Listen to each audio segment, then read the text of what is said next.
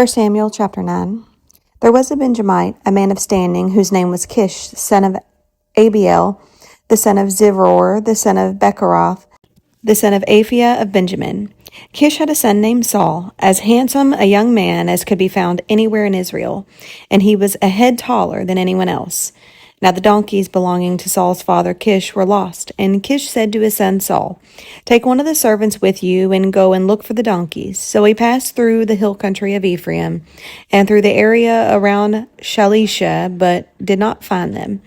They went into the district of Shalem, but the donkeys were not there. Then he passed through the territory of Benjamin, but they did not find them. When they reached the district of Zuph, Saul said to the servant who was with him, "Come, let's go back, or my father will stop thinking about the donkeys and start worrying about us." But the servant replied, "Look, in this town there is a man of God. He is highly respected, and everything he says comes true. Let's go there now. Perhaps he will tell us the way to take."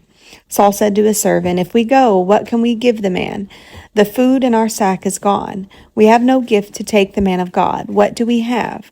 The servant answered him again, "Look," he said, "I have a quarter of a shekel of silver. I will give it to the man of God so that he will tell us what way to take." Fortunately in Israel, if someone went to inquire of God, they would say, "Come, let us go to the seer," because the prophet of today used to be called a seer. "Good," Saul said to his servant. "Come, let's go." So they set out for the town where the man of God was. As they were going up the hill to the town, they met some young woman coming out to draw water, and they asked them, "Is the seer here?" "He is," they answered. "He's ahead of you. Hurry now. He has just come to our town today, for the people have a sacrifice at the high place. As soon as you enter the town, you will find him before he goes up to the high place to eat. The people will not begin eating until he comes, because he must bless the sacrifice. Afterwards, those who are invited will eat. Go up now, you should find him about this time." They went up to the town, and as they were entering it, there was Samuel coming toward them on his way up to the high place. Now the day before Saul came, the Lord had revealed this to Samuel. "About this time tomorrow I will send you a man from the land of Benjamin. Anoint him ruler over my people Israel. He will deliver them from the hand of the Philistines. I have looked on my people, for their cry has reached me." When Samuel caught sight of Saul, the Lord said to him, "This is the man I spoke to you about. He will govern my people." Saul approached Samuel in the gateway and asked, "Would you please tell me where the seer's house is?" "I am the seer," Samuel replied. "Go up ahead of me to the high place, for today you are to eat with me. And in the morning I will send you on your way and will tell you all that is in your heart. As for the donkeys you lost 3 days ago, do not worry about them. They have been found. And to whom is all the desire of Israel turned, if not to you and your whole family line?" Saul answered, "But am I not a Benjamite from the smallest tribe of Israel? And is not my clan the least of all the clans of the tribes of Benjamin? Why do you say such a thing to me?" Then Samuel brought Saul and his servant into the hall and seated them at the head of those who were invited, about 30 in number. Samuel said to the cook, "Bring the piece of meat I gave you, the one I told you to lay aside."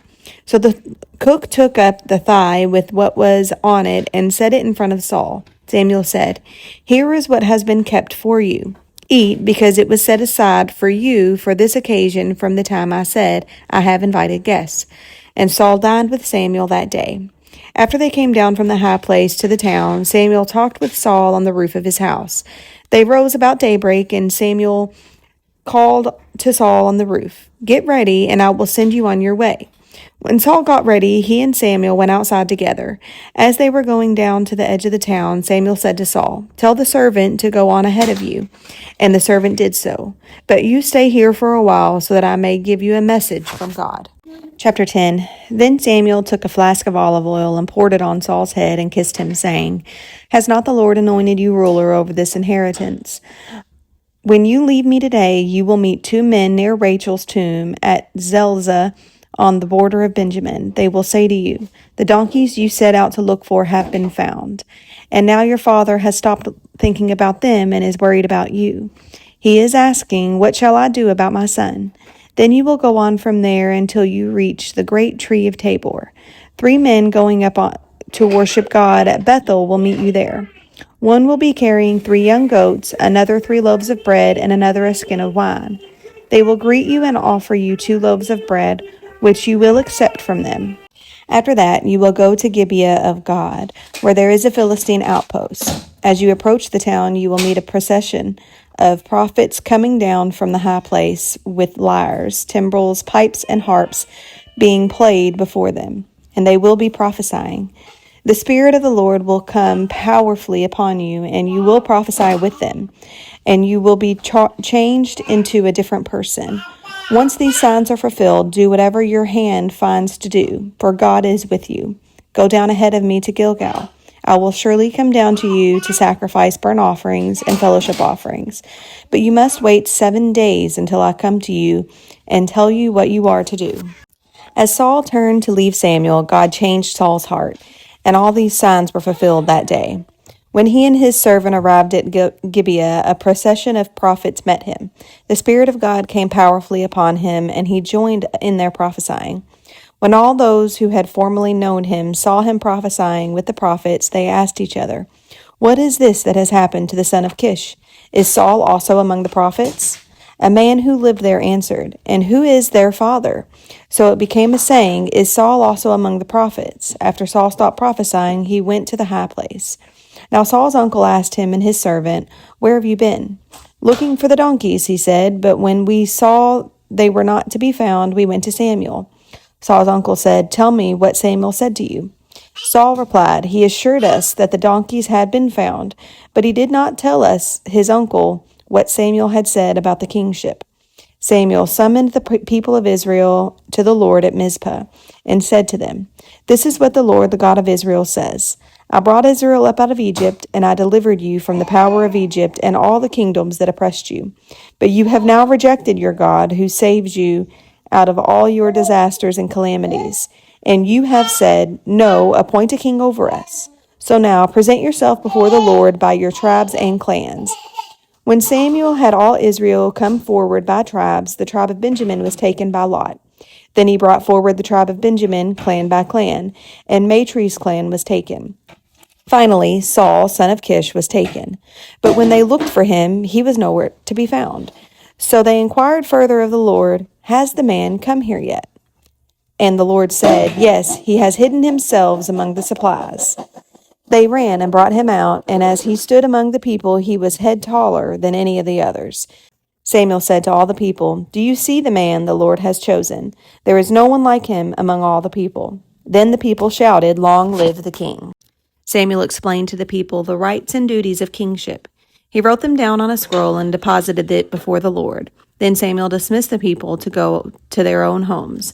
Saul also went to his home in Gibeah, accompanied by valiant men whose hearts God had touched.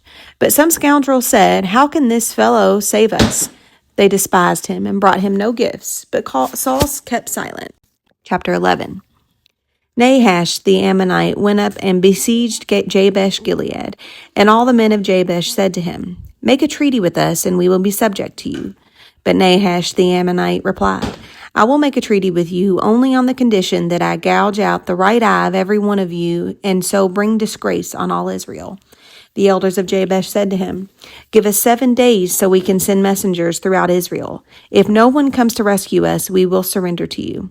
When the messengers came to Gibeah of Saul and reported these terms to the people, they all wept aloud.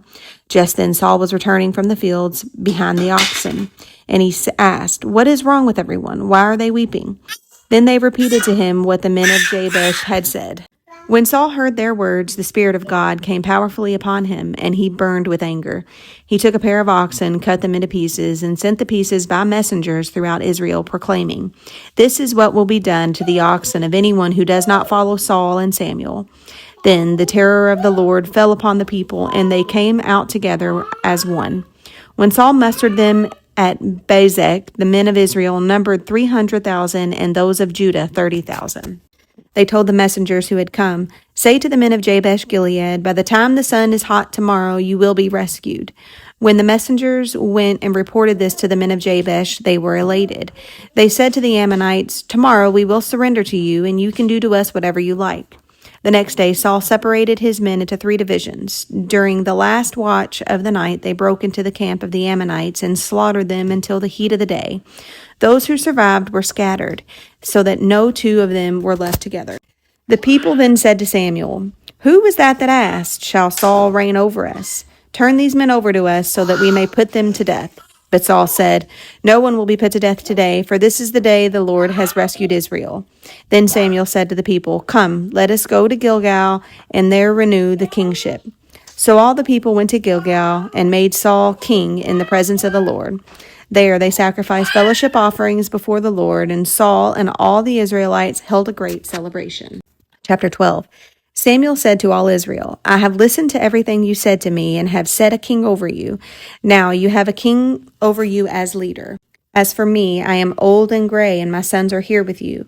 I have been your leader from my youth until this day. Here I stand, testify against me in the presence of the Lord and his anointed.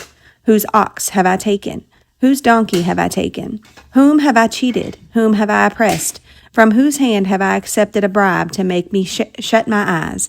If I have done any of these things, I will make it right." "You have not cheated or oppressed us," they replied. "You have not taken anything from anyone's hand." Samuel said to them, "The Lord is witness against you, and also his anointed is witness to this day, that you have not found anything in my hand."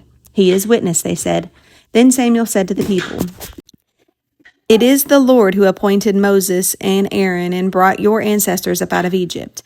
Now then, stand here, because I am going to confront you with the evidence before the Lord as to all the righteous acts performed by the Lord for you and your ancestors." After Jacob entered Egypt, they cried to the Lord for help. And the Lord sent Moses and Aaron, who brought your ancestors out of Egypt and settled them in this place. But they forgot the Lord their God, so he sold them to the hand of Sisera, the commander of the army of Hazor, and into the hands of the Philistines and the king of Moab, who fought against them. They cried out to the Lord and said, "We have sinned. We have forsaken the Lord and served the Baals and the Ashtaroths. But now deliver us from the hands of your enemies, and we will serve you." Then the Lord sent Jerubbaal, Barak, Jephthah, and Samuel, and he delivered you from the hands of your enemies all around you, so that you live in safety. But when you saw that Nahash, king of the Ammonites, was moving against you, you said to me, "No, we want a king to rule over us," even though the Lord your God was your king. Now here is the king you have chosen, the one you asked for. See, the Lord has set a king over you. If you fear the Lord and serve him and obey him, and do not rebel against his commands, and if both you and the king who reigns over you follow the Lord your God, good. But if you do not obey the Lord, and if you rebel against his commands, his hand will be against you, as it was against your ancestors. Now then, stand still and see this great thing the Lord is about to do before your eyes. Is it not wheat harvest now? I will call on the Lord to send thunder and rain, and you will realize what an evil thing you did in the eyes of the Lord when you asked for a king. Then Samuel called on the Lord, and that same day the Lord sent thunder and rain. So all the people stood in awe of the Lord and of Samuel. The people all said to Samuel, "Pray to the Lord your God for your servants, so that we will not die. For we have added to all other sins the evil of asking for a king." "Do not be afraid," Samuel replied. "You have done all this evil, yet do not turn away from the Lord, but serve the Lord with all your heart.